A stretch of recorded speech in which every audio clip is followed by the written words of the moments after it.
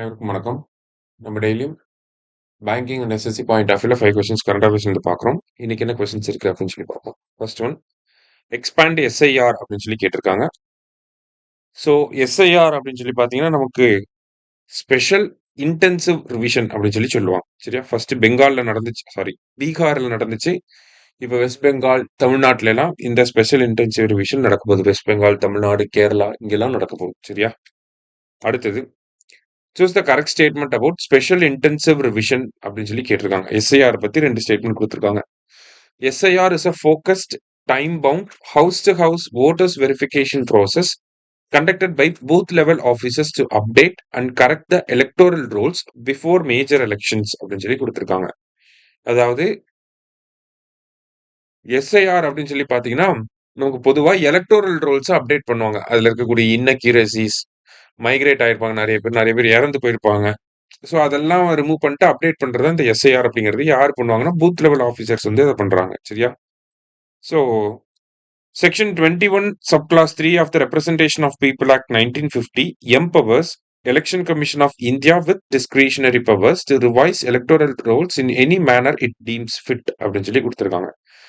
So election கமிஷனுக்கு இந்த ஒரு அதிகாரத்தை யார் கொடுக்குறாங்க அப்படின்னு சொல்லி பார்த்தீங்கன்னா, ரெப்ரசன்டேஷன் ஆஃப் பீப்புள் ஆக்ட் 1950 அதுல இருக்கக்கூடிய செக்ஷன் 21 சப் கிளாஸ் 3 படி. சரியா? ஸோ இதுவுமே அந்த 2 ஃபேக்சுவல் பாயிண்ட்டுமே கரெக்டாக தான் இருக்கு. போத் கரெக்ட் அப்படிங்கிறத கரெக்ட் ஆன்சர். அடுத்தது, which are the following article deals with the appointment of chief justice of India? So chief justice of India 53rd chief justice of India வந்து சூரியகாந்த் அப்படிங்கிறவர் வர போறார். சரிங்களா? ஸோ என்ன அப்பாயின்மெண்ட்டுக்கு என்ன ஆர்டிகல் அப்படின்னு சொல்லி பார்த்தீங்கன்னா, ஆர்டிகல் 124 சப் கிளாஸ் 2. அடுத்தது, India aims to achieve 10,000 geographical indication tags by 2030 அப்படின்னு சொல்லி கொடுத்துருக்காங்க. கரெக்ட் தான். காமர்ஸ் மினிஸ்ட்ரி வந்து இந்த டார்கெட் வந்து வச்சிருக்காங்க. சரியா? So far, India has 605 GI tax granted under Geographical Indication of Goods Act 1999. So GI tags இந்தியாவில் இப்போதைக்கு பார்த்தீங்கன்னா 605 வந்து இருக்கு. அது எந்த ஆக்ட் கீழே கொடுக்குறாங்கன்னா, ஜிஐ டாக் ஆக்ட் 1999 கீழே. இந்தியாவிலேயே அதிகமாக எங்க ஜிஐ டாக் இருக்குன்னா உத்தரப்பிரதேஷ், அடுத்தது வந்து தமிழ்நாடு. சரியா?